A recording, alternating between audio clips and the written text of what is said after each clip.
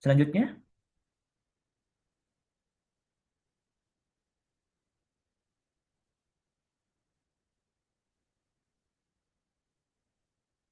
Kakak, maaf ini agak nge-lag ya Kak ya. oh ya, Maafin tidak banget. apa-apa. Selanjutnya kita akan melihat terkait dengan data perundungan dan juga stunting, teman-teman.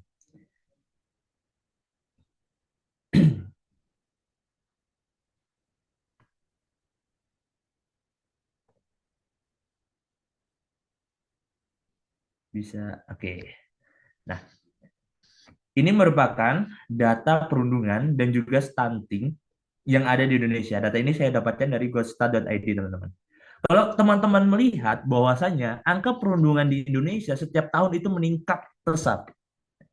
Dan yang menjadi pertanyaan saya, dan juga mungkin teman-teman bisa bertanya gitu, dalam diri teman-teman ketika melihat data ini, di tahun 2023 hingga tahun 2025, angka perundungan di Indonesia naik signifikan.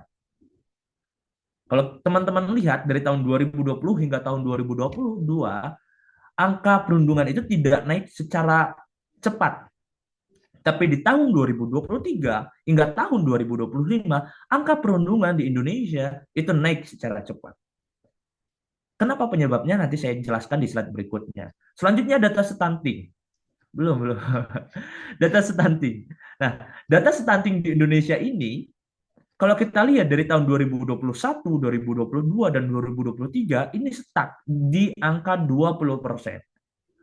Tidak menurun dan meningkatnya juga tidak gitu.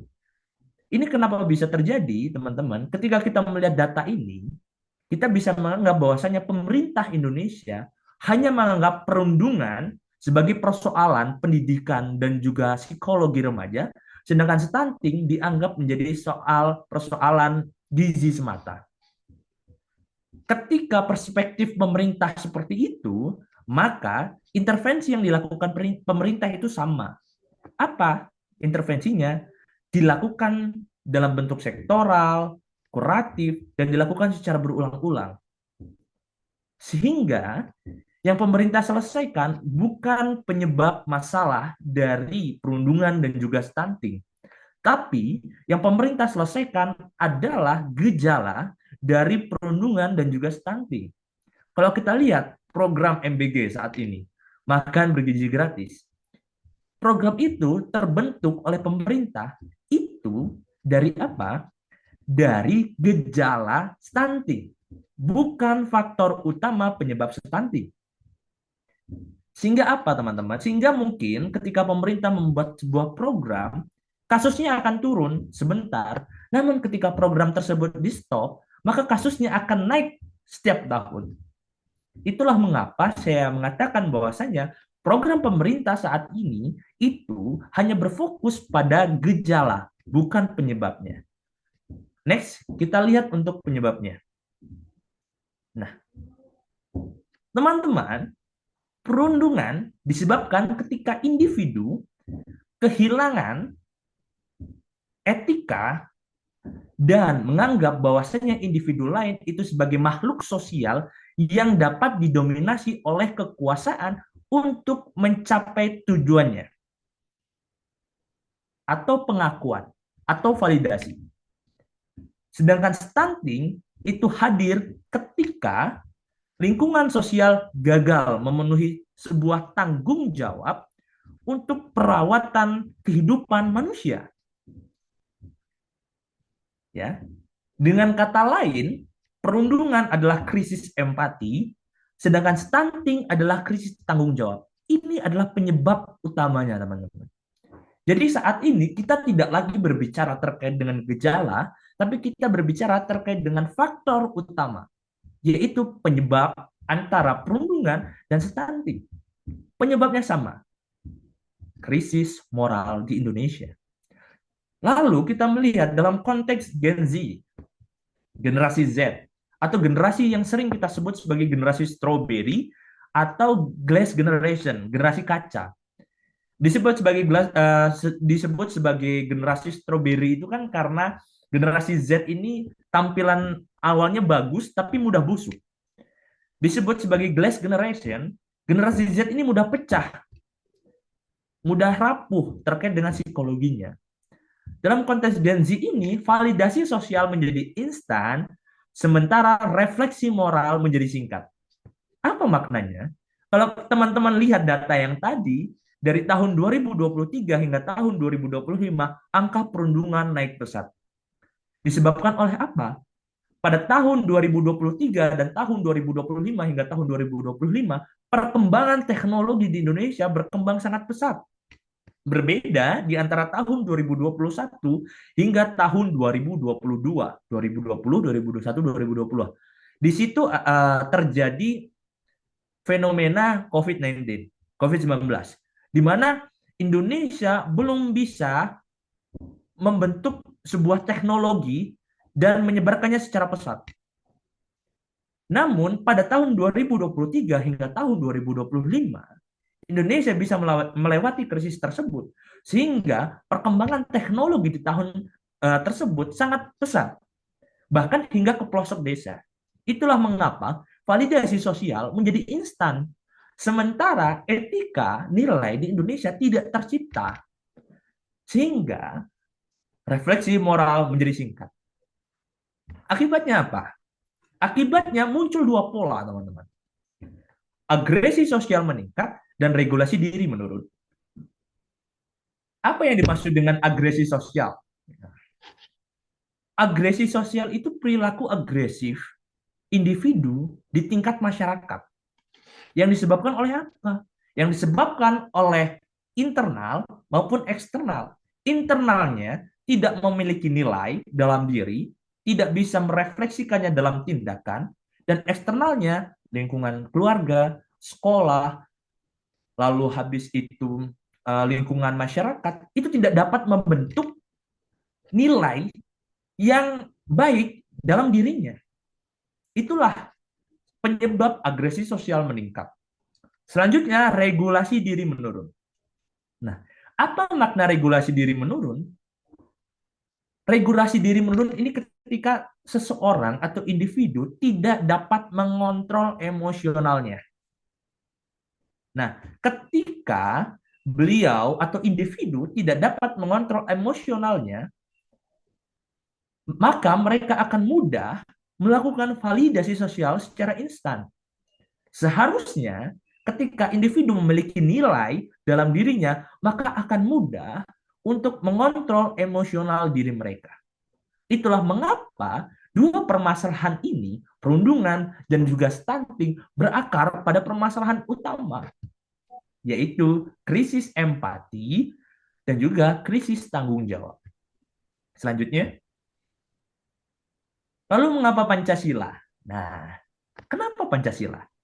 Nah, menurut Yudi Latif, Pancasila adalah 5 nilai fundamental yang dilandaskan sebagai konsep tentang dasar atau falsafah, negara, pandangan hidup, dan ideologi kenegaraan bangsa Indonesia. Teman-teman, nilai Pancasila sudah ditemukan sejak dahulu. Bung Karno itu bukan penemu Pancasila, tapi Bung Karno menggali nilai-nilai Pancasila dari nilai-nilai yang hidup oleh bangsa Indonesia sebelum merdeka.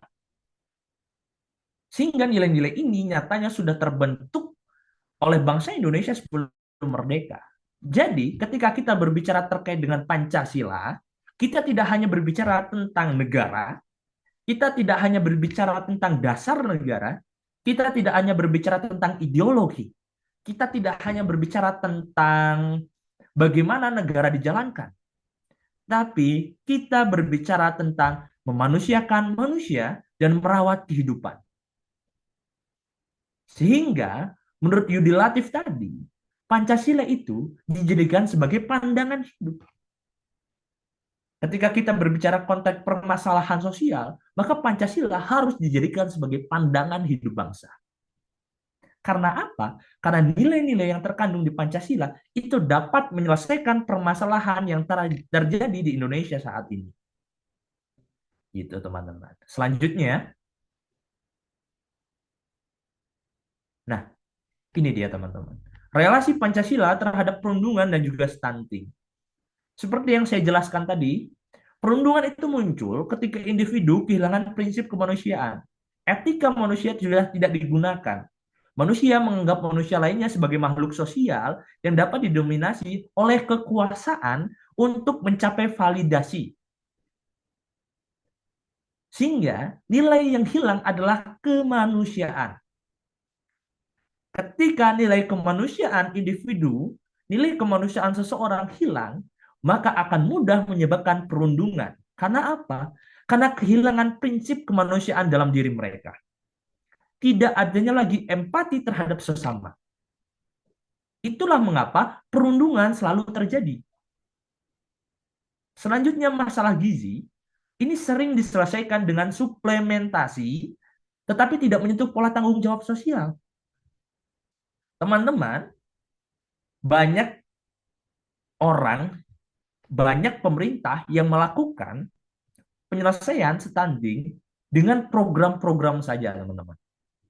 Ketika program diberhentikan, maka permasalahan stunting naik lagi. Karena penyelesaian masalah gizi ini hanya penyelesaian suplementasi semata. Tidak berakar pada pola tanggung jawab sosial. Padahal kita selaku makhluk sosial seharusnya memiliki nilai tanggung jawab sosial. Terkadang kita sebagai manusia hanya meminta penguasa untuk menciptakan keadilan sosial. Tetapi dalam tindakan kita sehari-hari, kita belum menyentuh yang namanya tanggung jawab sosial. Sehingga nilai keadilan sosial di Indonesia nyatanya hilang. Kita hanya sibuk dan fokus untuk mengkritisi pemerintah, bahwasanya pemerintah harus menciptakan keadilan sosial. Tetapi dalam kehidupan sehari-hari kita, tanggung jawab sosial kita hilang. Ketika kita melihat tetangga kita kekurangan makan, apakah kita akan langsung memberikan makan? Ketika kita melihat ada anak di pinggir jalan yang kekurangan makan, apakah kita menyisihkan uang jajan kita? Tidak. Karena apa? Karena pola tanggung jawab sosial individu saat ini di Indonesia tidak terbentuk. Dan ini tercermin oleh pemerintahnya. Karena kita, individu Indonesia, belum membentuk tanggung jawab sosial, maka yang menjadi pemerintah juga tidak akan membentuk tanggung jawab sosial. Sehingga sila keadilan sosial bagi seluruh rakyat Indonesia tidak tercipta di Indonesia selagi individu tidak menyentuh pola tanggung jawab sosial. Itulah mengapa Pancasila, nilai-nilai Pancasila itu penting terhadap diri kita, teman-teman. Next. Oke. Ini kerangka berpikirnya yang saya kembangkan, teman-teman. Nilai akan membentuk karakter. Ketika nilai diinternalisasikan dalam pola pikir kita, maka akan membentuk karakter dalam diri kita. Ketika kita memiliki karakter atas dasar nilai, maka seluruh tindakan kita berakar pada karakter kita. Nah, ketika perilaku kita baik, maka akan menentukan kualitas manusia Indonesia. Teman-teman, kenapa saat ini banyak pemerintah yang tidak menjalankan pemerintahnya secara baik? Karena apa? Karena dalam dirinya belum membentuk karakter berdasarkan nilai Pancasila. Saat ini kita kekurangan orang-orang Pancasilais. Kita kekurangan orang-orang yang memiliki nilai dalam diri mereka sehingga dapat diimplementasikan dalam perilaku mereka. Padahal ketika nilai dapat diinternalisasikan dalam karakter, maka akan membentuk perilaku yang menentukan kualitas hidup manusia di Indonesia. Coba bayangkan tadi, nilai kemanusiaan ketika diinternalisasikan dalam karakter kita, maka tidak akan terjadi yang namanya perundungan. Karena apa? Kalau dalam bahasa Sunda ada yang namanya silih asuh. Saling mengasihi, saling menyayangi, dan berakar pada silih wangi. Saling mengharumkan, tidak boleh menjatuhkan. Sedangkan perundungan berakar pada kebencian. nilai itu tidak dimiliki oleh bangsa Indonesia saat ini, atau bahkan krisis individu yang memiliki nilai tersebut. Sehingga apa? Sehingga perundungan terus terjadi. Bullying terus terjadi di Indonesia. Kenapa? Tidak adanya nilai yang diinternalisasikan dalam karakter mereka sehingga membentuk perilaku mereka. Sehingga kualitas manusia Indonesia menjadi kualitas manusia yang buruk. Menjadi netizen nomor satu di dunia yang berperilaku buruk. Nah,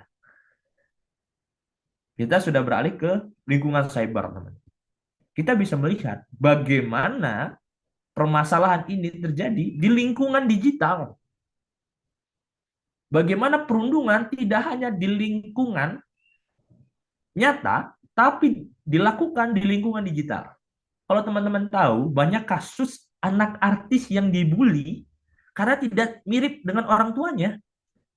Hal kecil dilakukan oleh bangsa Indonesia untuk merundung anak kecil.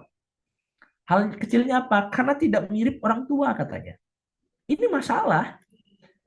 Netizen Indonesia ini bermasalah dan menurut saya kesalahan berpikir mereka sangat jauh.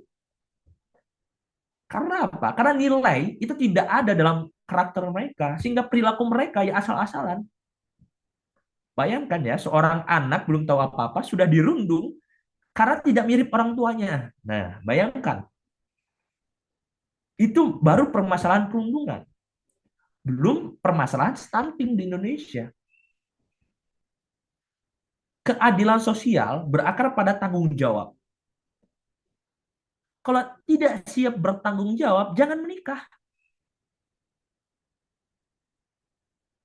Sekarang, dewasa ini, banyak permasalahan stunting disebabkan oleh kedua orang tua yang tidak memiliki nilai Pancasila yang diinternalisasikan dalam karakter dan tindakan mereka. Maunya enaknya saja. Setelah enak, dia tidak mau. Nah, kan begitu. Ketika menikah, mendapatkan seorang buah hati, yang terjadi apa? Banyak perceraian. Kita bisa melihat kasus perceraian, nggak usah jauh-jauh, di kota Bandung, kasus perceraian di kota Bandung itu meningkat. Ini menandakan bahwasannya manusia Indonesia tidak siap bertanggung jawab. Lebih daripada itu, lingkungan sosialnya juga tidak mendukung. Ketika ada sepasang suami istri yang bertengkar, yang ada adalah gosip tetangga menyebar kemana-mana. Itulah mengapa nilai Pancasila seharusnya diinternalisasi dalam karakter yang akan membentuk perilaku atau tindakan manusia. Maka permasalahan stunting dan juga perundungan akan dapat diselesaikan, teman-teman. Next. Dari kerangka berpikir itu, maka terbentuklah strategi pencegahan. Strategi pencegahan terbentuk dari 3 pola. Individu, keluarga dan sekolah, masyarakat, dan lingkungan cyber. Strategi yang kedua dan yang ketiga tidak akan jalan tanpa adanya basis dasar strategi yang pertama, yaitu individu. Kita, diri kita sendiri. Seharusnya diri kita itu melalui habituasi, bukan hafalan semata. Teman-teman, banyak sekarang guru-guru PKN, guru-guru kolonial PKN, saya menyebutnya kolonial karena sistem pembelajarannya masih kolonial, itu mengajarkan PKN berbasis hafalan semata. Coba hafalkan sila Pancasila 1 hingga 5. Coba kamu hafalkan pembukaan Undang-Undang Dasar berbasis hafalan. Kalau itu guru-guru kolonial ya, kalau saya sebut guru-guru kolonial PKN. Dan itu masih terjadi saat ini di Indonesia. Penyebabnya apa? Penyebabnya yang pertama memang mereka tidak bisa mengikuti perkembangan zaman. Yang kedua, tidak sesuai dengan jalurnya. Banyak guru-guru PKN yang tidak lulusan PKN di Indonesia. Coba kalian survei sekolah-sekolah di Indonesia, guru PKN-nya, apakah lulusan PKN semua? Tidak. Ada yang dari guru lulusan agama Islam, ada yang dari lulusan matematika, ada yang kimia, masuk untuk menjadi guru PKN. Karena apa? Karena kurang jam pelajaran. Ini menyebabkan permasalahan yang pertama, yang membuat pendidikan Pancasila dan kewarganegaraan berbasis hafalan, bukan berbasis habituasi. Apa itu habituasi? Habituasi adalah tindakan yang dilakukan, kebiasaan yang dilakukan, itu yang disebut sebagai habituasi. Namun, dewasa kini di Indonesia, permasalahan itu berbasis pada hafalan, bukan pada habituasi. Seharusnya pembelajaran bersifat kontekstual, berakar pada permasalahan yang terjadi di masyarakat. Nah, lalu bagaimana bagi bukan yang guru PKN? Habituasi bisa diciptakan setiap individu Indonesia, bukan hanya guru PKN, bukan hanya pengajar PKN, tetapi setiap diri manusia di Indonesia bisa menghabituasikan dirinya dengan nilai-nilai yang terkandung dalam Pancasila. Itu yang pertama. Yang kedua, keluarga dan sekolah. Seharusnya keluarga dan sekolah membentuk budaya relasi, bukan hanya kurikulum semata. Tapi saat ini ketika kita melihat bahwasannya guru-guru di sekolah itu hanya menyelesaikan pembelajaran mereka setelah jam pelajaran mereka selesai. Mereka akan belajar sesuai dengan jam pelajaran mereka. Setelah jam pelajaran mereka selesai, selesai juga tugas mereka. Kenapa hal ini terjadi? Padahal dalam sistem pendidikan nasional di situ disebutkan bahwasanya tugas pendidik, tugas pendidik harus membentuk karakter bangsa. Mau guru apapun itu. Jadi tugas membentuk karakter bangsa bukan hanya tugas guru PKN, bukan hanya tugas guru agama, tapi membentuk karakter bangsa tugas seluruh pendidik di Indonesia. Karena apa? Karena selesai jam pelajaran, guru tidak selesai untuk mengajarkan pembelajaran. Guru harus mencontohkan sikap dan perilaku mereka. Guru harus memberikan contoh. Guru harus mengingatkan ketika peserta didik salah saat misal jam istirahat. Jangan setelah pembelajaran guru hanya di kantor saja sampai akhir pulang. Tidak ada relasi antara guru dan peserta didik. Lebih daripada itu, seharusnya sekolah dan orang tua memiliki hubungan relasi yang baik untuk mencegah perundungan dan stunting ini. Seharusnya orang tua dan guru itu memiliki hubungan yang sangat erat untuk membahas perkembangan anak mereka. Ini yang saya katakan, ketika orang tuanya tanggung jawab, maka dia akan peduli terhadap anaknya. Nilai tanggung jawab orang tua dicerminkan terhadap kepedulian anak. Ketika orang tua tidak peduli terhadap anak, nilai tanggung jawabnya tidak ada, maka orang tua akan membiarkan anaknya. Terserah kamu, mau sekolah mau enggak, mau belajar mau enggak. Gitu. Terserah kamulah melakukan kenakalan remaja, misalkan. Inilah masalah yang terjadi. Ketika anaknya melakukan perundungan di sekolah, lalu ditangkap, dimarahi oleh guru, gurunya yang dimarahi orang tuanya. Kan ini permasalahan yang terjadi di Indonesia. Nilai tidak lagi menjadi dasar permasalahan penyelesaian permasalahan di Indonesia. Dulu zaman saya kecil, waktu saya sekolah SD, ketika saya melakukan kesalahan, saya mengadu kepada orang tua saya dimarahi kembali. Tapi saat ini saya melihat berita ketika anaknya dimarahi oleh guru karena tidak berperilaku yang baik, maka gurunya yang dimarahi oleh orang tuanya.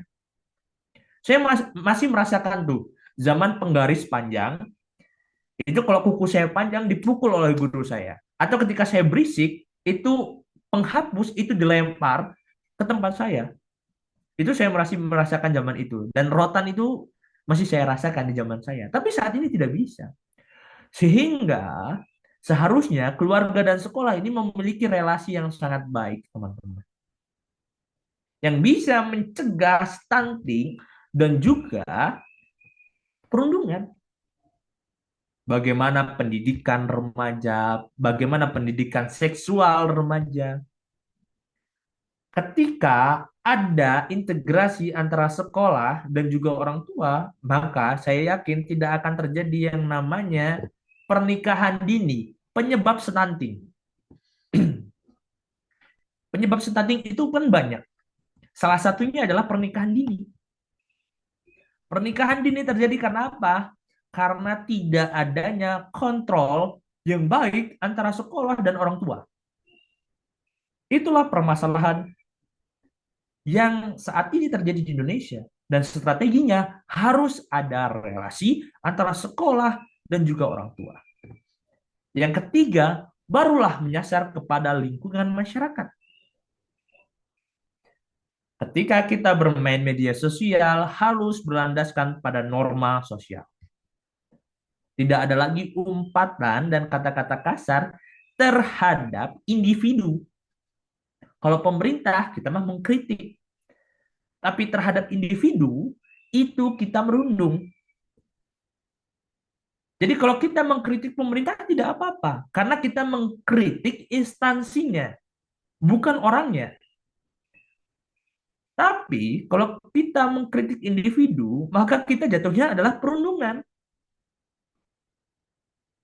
Kita tidak bisa mengkritik pemerintah, tapi kita hanya mengkritik instansinya, kita hanya mengkritik cara pemikirannya, tapi tidak dengan fisik orangnya. Karena kalau kita mengkritik dengan fisik orangnya, sama aja kita merundung orangnya. Tapi ketika kita mengkritik berbasis pada pola pikirnya, maka kita mengkritik yang benar. Nah, di Indonesia saat ini kejadiannya berbeda. Baik mengkritik pemerintah maupun mengkritik individu, itu tidak berdasarkan pada norma yang ada. Teman-teman, budaya adat kita, dari Sabang hingga Merauke, itu mengajarkan banyak nilai. Contohnya, saya di Riau. Nilai yang ada di Provinsi Riau itu adat bersendi sara, sara bersendi kitabullah. Setelah saya Riau, saya terbang ke Bandung, saya kuliah di Bandung, saya mengenal yang namanya Trisila Sunda. Silih asih, silih asah, silih asuh. Bagaimana mengasihi, bagaimana kita mengajak sesama, bagaimana kita saling memintarkan antara satu dan lain. Sebenarnya nilai-nilai ini sudah sangat baik di Indonesia, tapi penginternalisasikannya cukup buruk. Itulah mengapa strategi ini menjadi dasar sebelum kita membuat strategi-strategi yang lain. Percuma, saya katakan percuma membuat sebuah program pemerintah, ya, membuat sebuah program pemerintah untuk mencegah gejalanya lagi. Karena yang terjadi adalah penyebab utamanya adalah nilai, kurangnya nilai pada diri kita.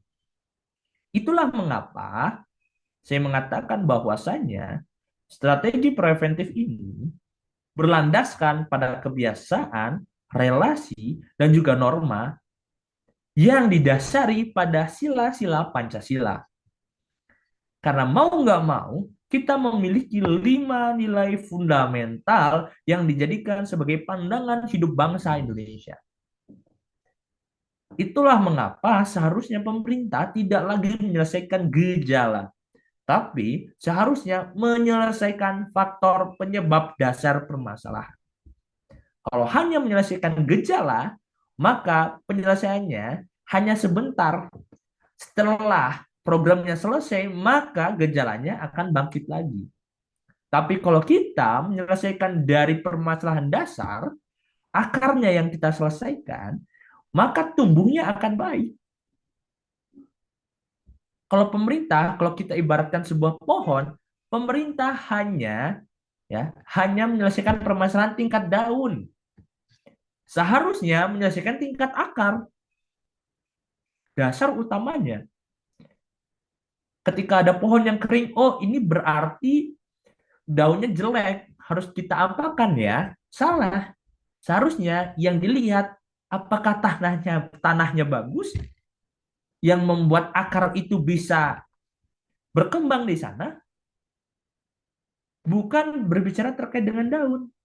Sedangkan pemerintah kita berbicara tentang gejala, bukan penyebab.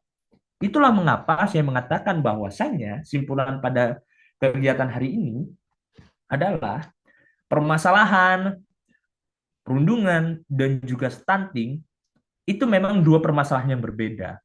Namun menjadi sebuah fenomena yang sama, berakar pada penyebab gagalnya pendidikan karakter di Indonesia.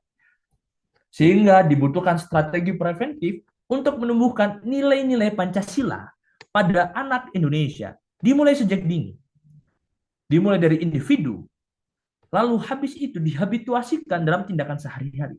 Lebih lanjut, keluarga dan sekolah seharusnya memiliki relasi yang baik, bukan hanya sekedar terbatas kurikulum. Dan masyarakat dalam lingkungan cyber harus berdasarkan pada norma. Mungkin cukup sekian penjelasan pada kali ini. Kalau ada kata-kata yang salah mohon dimaafkan. Saya Rio, wassalamualaikum warahmatullahi wabarakatuh. Saya serahkan kepada moderator.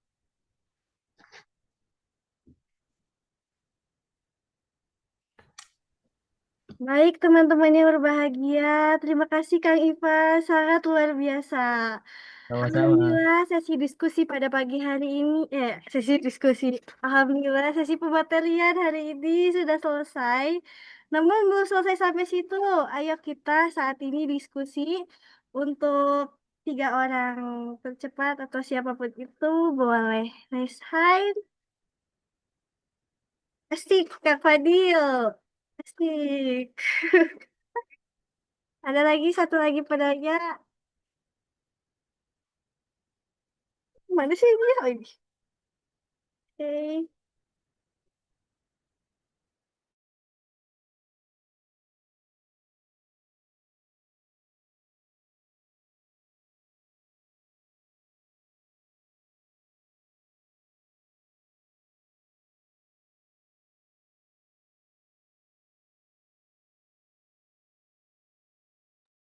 Baik, untuk Kang Fadil dipersilakan untuk bertanya terlebih dahulu, kemudian nanti akan saya tampung terlebih dahulu.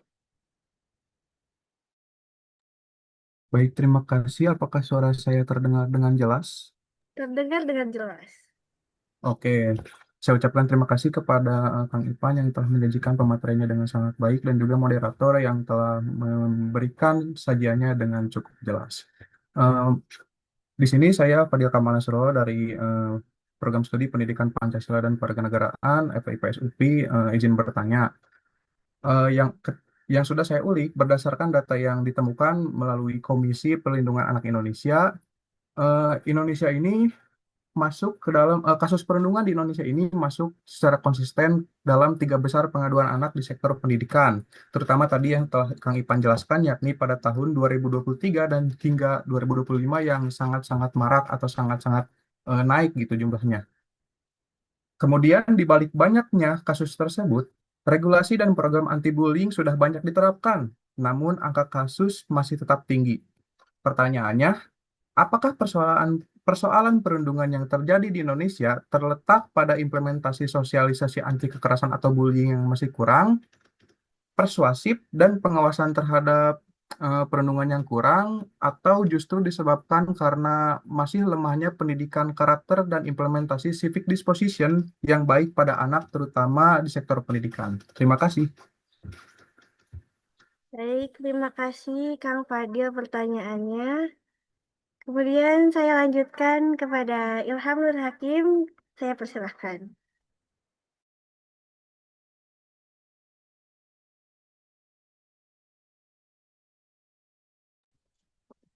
Oke, Assalamualaikum warahmatullahi wabarakatuh. Terima kasih kepada Kang Fadil atas pemateriannya dan juga kepada moderator. Terima kasih telah memberikan saya kesempatan untuk bertanya. Jadi, izin ya teman-teman semuanya. Di sini pertanyaan saya berkaitan dengan apa ya? Dengan program dari pemerintah itu sendiri ya. Karena bagi saya pun program ini masih cacat karena seperti yang tadi Kang Fadil bilang, MBG ini hanya menyentuh pada gejalanya saja, sementara perundungan di Indonesia tuh sudah menjadi eh, permasalahan yang struktural, sehingga MBG ini tidak menyentuh akarnya. Jadi pertanyaan saya kan di sini telah terjadi gitu, suatu logical fallacy yang mana Pancasila hanya menjadi simbol ideologi, bukan menjadi paradigma berpikir yang Pancasilais gitu ya. Jadi apakah kebijakan publik ini tuh masih bisa disebut berlandaskan terhadap Pancasila? Karena gimana ya, kebijakan ini tuh justru malah menjadikan manusia sebagai angka statistik, menjadikan manusia sebagai target dari program MBG itu sendiri, dan keberhasilannya juga kan jangka pendek gitu karena hanya pada gejalanya saja.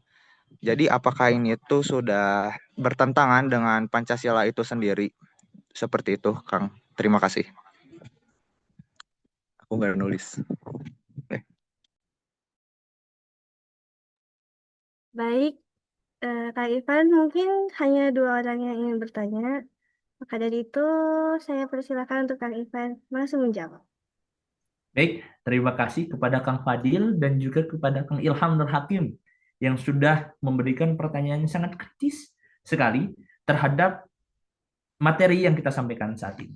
Yang pertama saya akan menjawab terkait dengan pertanyaan Kang Fadil terlebih dahulu ya, Kang Fadil. Sudah banyak program-program anti-bullying di Indonesia, tapi nyatanya masih banyak kasus bullying di Indonesia. Jadi yang salah itu di bagian mana? Jadi seperti ini, Kang Fadil. Jadi sudah saya jelaskan bahwasanya seharusnya program itu tidak bersifat penyelesaian gejalanya saja, tapi harus menyelesaikan akar permasalahan. Sehingga seharusnya program bullying yang ada itu berlandaskan pada nilai karakter. Tidak hanya sebagai penjelasan bahwasanya kita tidak boleh menyakiti seseorang. Selesai sampai sana. No. Programnya tidak menjelaskan bahwasanya kita tidak boleh menyakiti seseorang, kita tidak boleh merundung seseorang.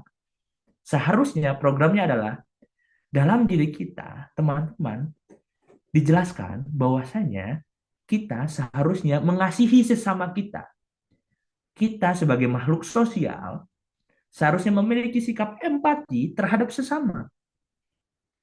Bukan pernyataannya kita tidak boleh menyakiti manusia. Kita tidak boleh merendahkan manusia. Bukan seperti itu. Tetapi berlandaskan pada nilai diri. Bahwasanya teman-teman kita sebagai makhluk sosial, kita seharusnya memiliki nilai empati dalam diri kita. Nilai empati itu kita harus tunjukkan dalam kehidupan kita pribadi.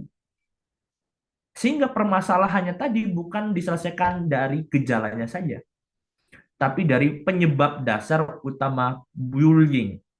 Teman-teman pernah berpikir tidak bahwasanya orang yang tukang bullying itu memiliki permasalahan pribadi juga di rumahnya, memiliki permasalahan keluarga, memiliki permasalahan sosial, sehingga mereka melakukan tindakan tersebut. Sehingga memang nilai itu tidak tertanam dalam dirinya. Jadi ketika dia melakukan tindakan itu, tidak ada dasar atau landasan yang bisa menghambat tindakan dia. Oleh karena itu, implementasinya bersifat tadi kalau program-program bullying itu jangan hanya bersifat gejalanya saja, tapi faktor dasar penyebabnya. Sehingga bisa dapat tuh menyelesaikan permasalahannya tadi. Lalu bentuk implementasi dari civic disposition-nya itu. Civic disposition kan ini memposisikan diri warga negara gitu. Ketika warga negaranya tidak memiliki nilai, maka tidak akan terbentuk civic disposition yang baik. Pengambilan keputusan yang baik itu tidak akan terbentuk. Bahkan lingkungan warga negara yang sehat juga tidak akan terbentuk. Tidak akan terbentuk civic skill, civic disposition, kalau hanya civic knowledge yang diisi. Makanya tadi saya bilang, Pancasila tidak hanya bersifat hafalan, bukan knowledge semata. Harus berlandaskan disposition dan skill. Disposition, memposisikan, dan skill. Melakukan tindakannya. Sehingga memang, Kang Fadil, walaupun banyak sekarang program-program anti perundungan, seharusnya program-program tersebut berlandaskan pada nilai dasar Pancasila. Sehingga membuat program tersebut tidak hanya asal gitu. Tidak hanya asal membuat sebuah program, tapi harus disusun sedemikian rupa. Intervensi yang mereka berikan itu apa? Sehingga intervensi ini dapat diukur apakah dapat merubah nilai dalam diri manusia atau enggak. Program-program ini harus berlandaskan pada intervensi yang memuat nilai-nilai. Sehingga kita ketika intervensi ini diberikan kepada anak-anak, diberikan kepada remaja, dapat diukur apakah intervensi ini berhasil atau tidak. Sehingga programnya itu berjalan dengan baik. Itu Kang Fadil. Gimana Kang Fadil? Terima kasih Kang Ipan sudah sangat jelas dan sangat menjawab. Oke, baik. Selanjutnya saya akan menjawab pertanyaan dari Kang Ilham. Ini pertanyaan yang sangat kritis. Apakah program pemerintah saat ini bertentangan dengan nilai sila Pancasila? Ini berkaitan dengan kebijakan publik. Teman-teman, definisi kebijakan publik itu apa? Definisi sebuah kebijakan publik menurut Thomas RD, to do or not to do. Apa yang dilakukan oleh pemerintah dan apa yang tidak dilakukan oleh pemerintah itu disebut sebagai sebuah kebijakan publik. Oke. Jadi yang didiamkan oleh pemerintah itu juga sebagai kebijakan publik, yang dijalankan pemerintah itu juga sebagai sebuah kebijakan publik. Tapi pertanyaannya adalah, namanya juga kebijakan publik. Seharusnya program yang diterapkan itu harus bijak untuk masyarakat umum. Apa yang dilakukan dan apa yang tidak dilakukan harus memiliki bijaknya masing-masing. Namun, ketika kita melihat saat ini, banyak program yang dilakukan tanpa riset mendasar. Dalam membuat sebuah kebijakan publik, nanti mungkin di sini mahasiswa pendidikan Pancasila dan Kewarganegaraan ada yang akan belajar kebijakan publik, atau teman-teman ingin belajar kebijakan publik, dalam membuat sebuah kebijakan harus melalui input, proses, dan output. Input adalah permasalahan yang terjadi. Lalu diproses melalui intervensi sehingga menghasilkan output sebuah kebijakan. Oke. Permasalahan di Indonesia banyak perundungan yang terjadi, banyak stunting yang terjadi.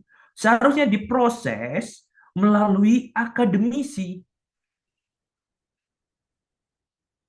Hadirkan pakar gizi, hadirkan pakar psikologi, hadirkan pakar nilai. Sehingga kebijakan yang dibuat tidak bertentangan dengan nilai-nilai Pancasila. Teman-teman, saya waktu itu mendatangi sidang promosi doktor di sekolah pasca sarjana pendidikan nilai karakter. Saya menghadiri sidang tersebut. Dan dalam sidang tersebut, Promovendus mengatakan bahwasanya 200 atau 300 undang-undang di Indonesia bertentangan dengan nilai-nilai Pancasila dan dibatalkan. Jadi Promovendusnya ini adalah seseorang dari Badan Pembinaan Pengembangan Ideologi Pancasila, sedang melakukan studi di Pasca Sarjana UPI Pendidikan Nilai Karakter S2. Saya datang di situ, saya melihat bahwasannya penjelasan beliau ini cukup relate dengan kondisi saat ini. Banyak pasal-pasal yang diciptakan, banyak kebijakan-kebijakan yang diciptakan itu bertentangan dengan nilai-nilai Pancasila. Sehingga, teman-teman, kebijakan ini tidak menyelesaikan persoalan, tapi menambah persoalan. Sehingga yang tadi kata Akang, apakah makan bergizi gratis ini menyelesaikan persoalan? Tidak. Ini menambah persoalan. Siapa yang mengatakan bahwasanya makan bergizi itu gratis? Makanan bergizi itu bayar dari uang pajak rakyat. Siapa yang bisa mengukur nilai gizi yang ada dalam makanan bergizi gratis? Tidak ada. Apakah petugas MBG saat ini bisa mengukur takaran gizi yang baik untuk anak? Kalau kita lihat saat ini, kan banyak tuh yang memviralkan isi dari MBG. Coba lihat isinya. Hanya tepung, lalu dikit, tepungnya banyak, tapi ayamnya dikit. Apakah itu bisa menjawab persoalan gizi? Ya enggak. Teman-teman, kalau teman-teman tahu dalam sekolah militer, mau itu polisi ataupun tentara, makanan mereka itu memang diukur secara gizi. Dan itu tidak sembarangan untuk mengukur gizi. Harus ada ahli gizi yang dapat mengukur gizi. Dada ayam itu berapa takaran gizinya? Proteinnya berapa? Gulanya berapa? Kalau kalian lihat, teman-teman lihat program MBG gratis ini, susu yang diberikan itu benar susu murni atau susu krim saja. Itu baru segi susu loh, belum yang lain. Belum permasalahan yang katanya dikasih burger yang isinya nggak jelas, dan lain sebagainya. Sehingga menambah permasalahan kan, masaknya malam hari, dibagiinnya siang hari basi. Sakit perut, keracunan, dan lain sebagainya. Inilah akibat dari kebijakan publik yang tidak bijak.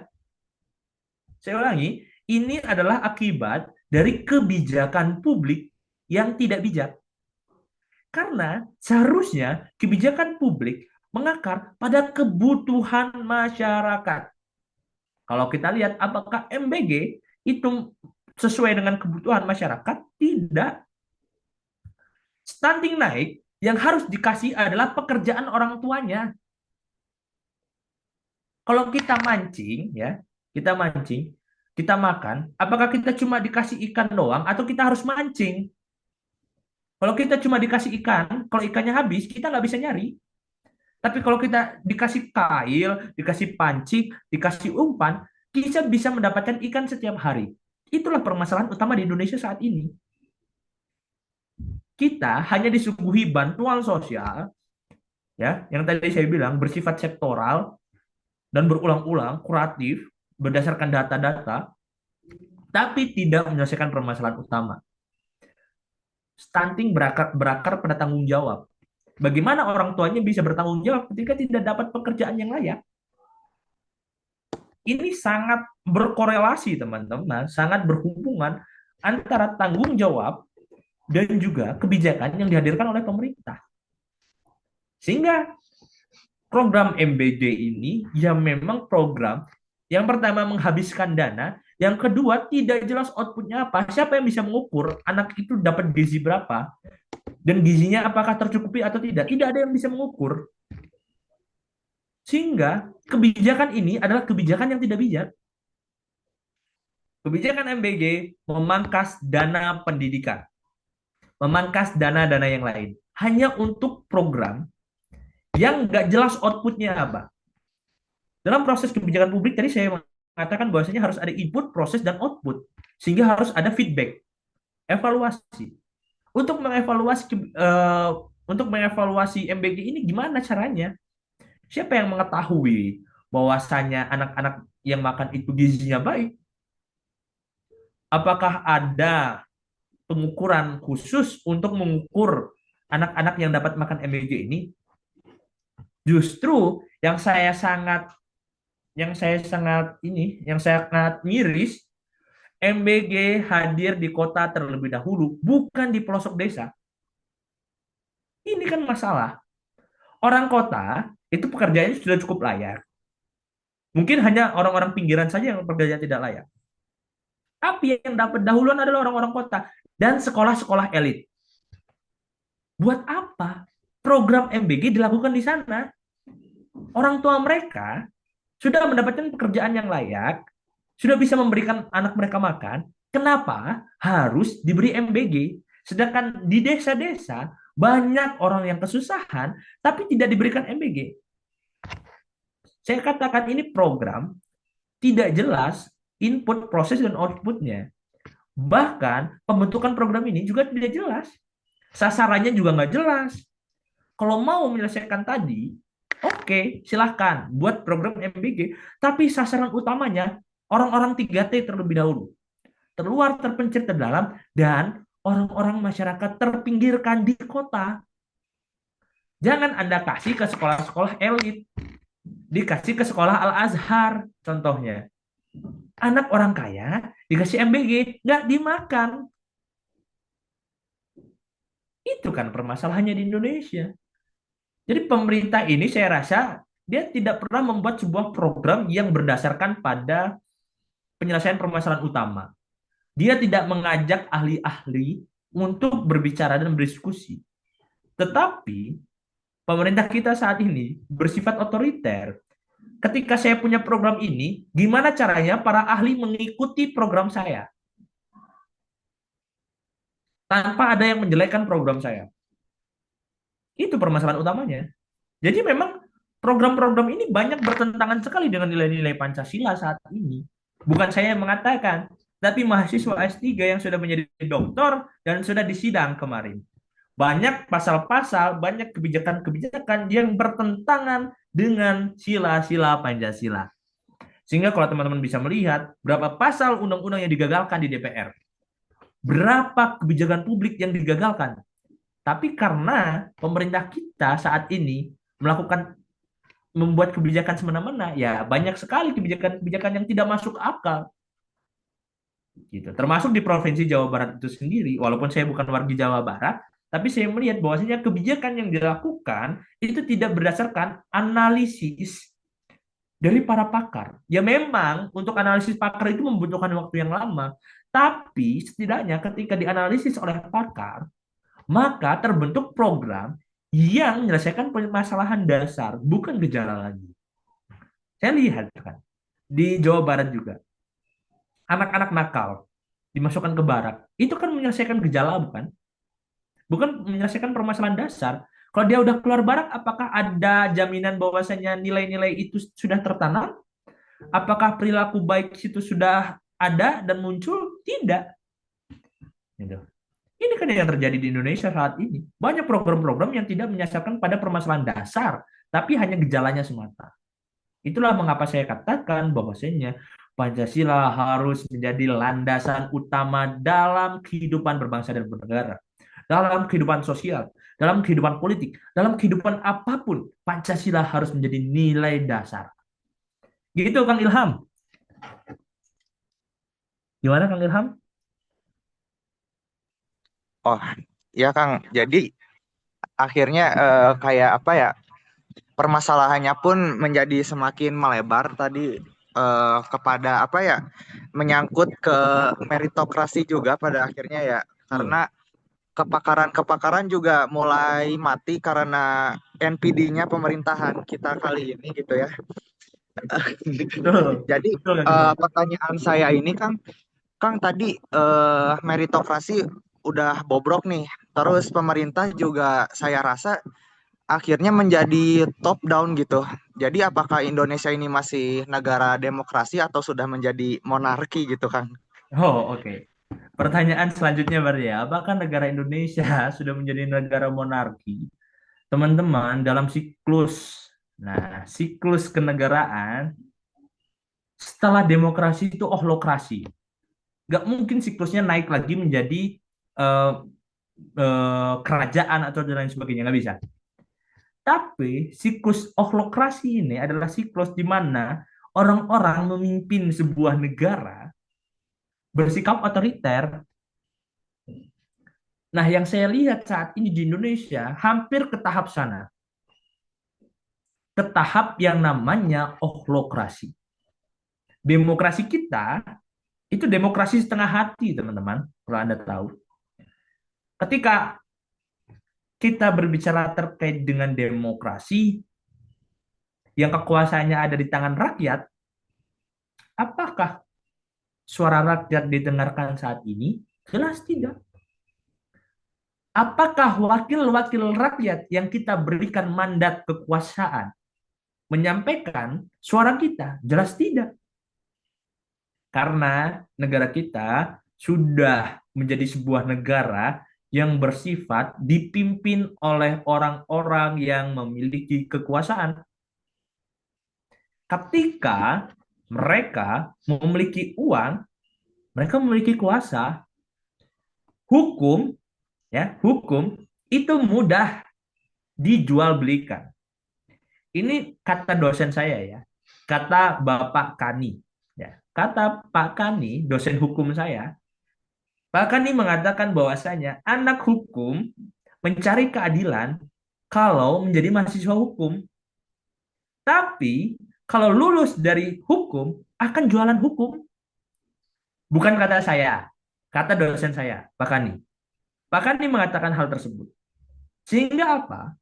Prof. Mahfud MD mengatakan saat ini banyak orang yang jualan hukum dan mudah. Orang salah bisa jadi nggak salah, orang nggak salah bisa jadi salah di Indonesia saat ini dengan sistemnya. Apalagi sistem peraturan undang-undang, sistem undang-undang yang baru di Indonesia, KUHP Indonesia, Kitab Undang-Undang Hukum Pidana Indonesia, untuk perubahan yang terbaru itu sekarang itu dirubah di mana untuk memproses hukuman seseorang itu sifatnya seperti sesuai dengan kemampuan orangnya. Jadi kayak gini, kayak kita ngasih bantuan terhadap seseorang, kalau orangnya kaya ya kita kasih bantuannya sedikit. Kalau orangnya miskin kita kasih bantuannya banyak, subsidi. Nah, sistem hukum kita akan dibentuk ke sana. Tapi kan pertanyaannya apakah aparatur hukum kita bisa memberikan kesetaraan? Kan enggak. Sehingga negara kita, kalau saya bilang demokrasi enggak juga. Itulah mengapa Socrates menganggap bahwasanya demokrasi itu mahal, teman-teman. Syarat untuk menjadi sebuah negara demokrasi harus ekonominya stabil. Harus rakyatnya terdidik. Baru akan tercipta demokrasi. Sedangkan di Indonesia rakyatnya tidak terdidik, ekonominya tidak stabil. Maka nggak akan ada tuh yang namanya demokrasi di Indonesia.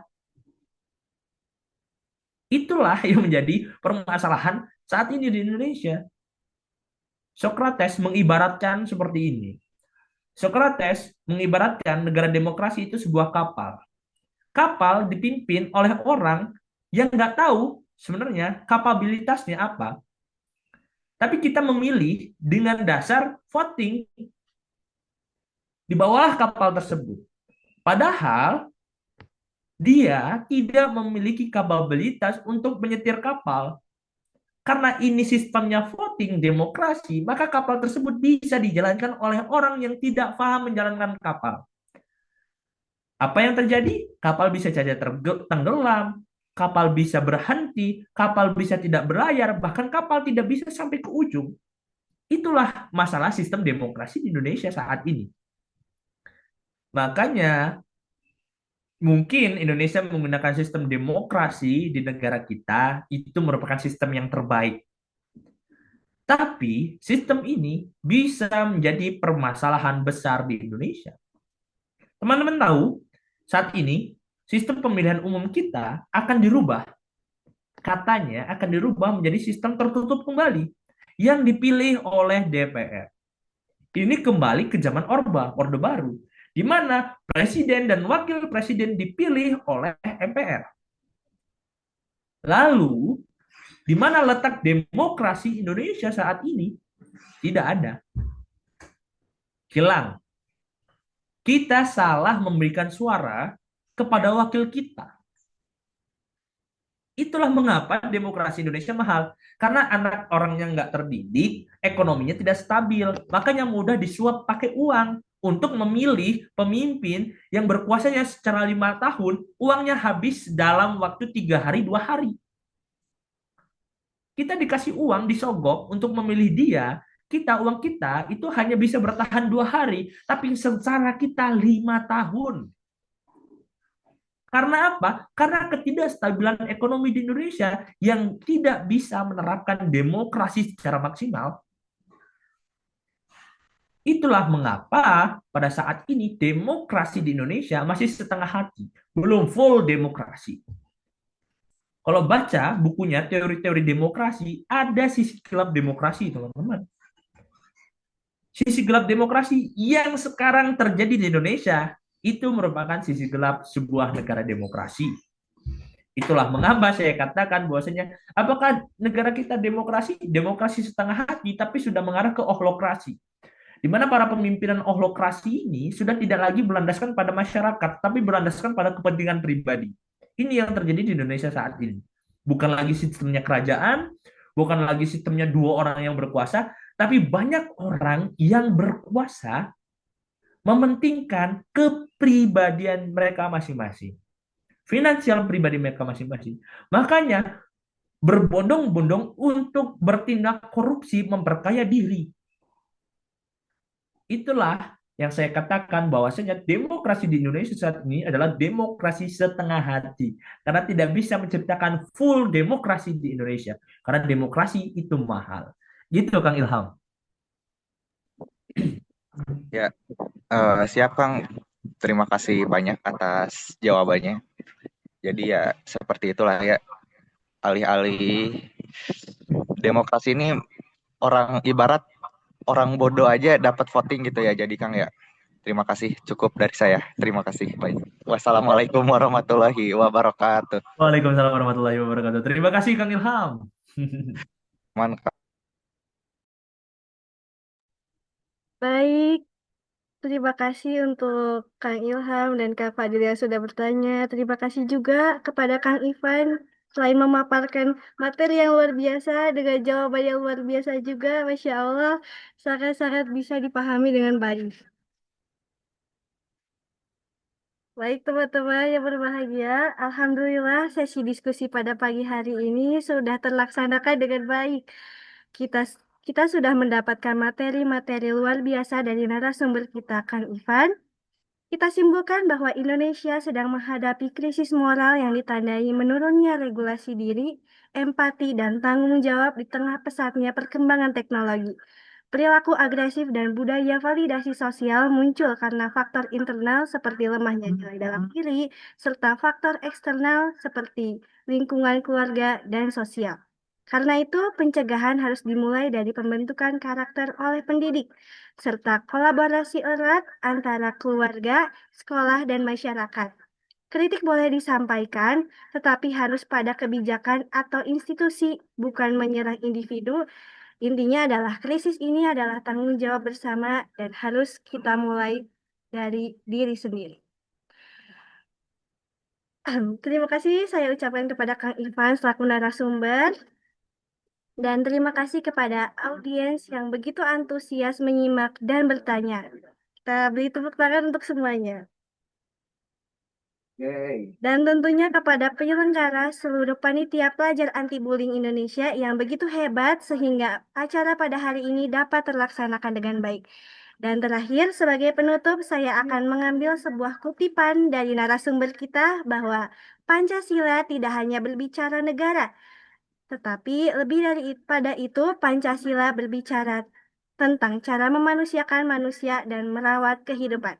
Saya Azahra Salsabila Ramadhani berterima kasih. Terima kasih. Wassalamualaikum warahmatullahi wabarakatuh. Oke, teman-teman boleh on cam kalau misalnya mau on cam karena saya mau melakukan sesi dokumentasi. Halo, ada on cam ada. Baik, teman-teman. Saya screenshot sebentar. Oke. Satu, dua, tiga. Oke, kemudian slide selanjutnya. Sebentar. Oke, bentar. Oke. Oke.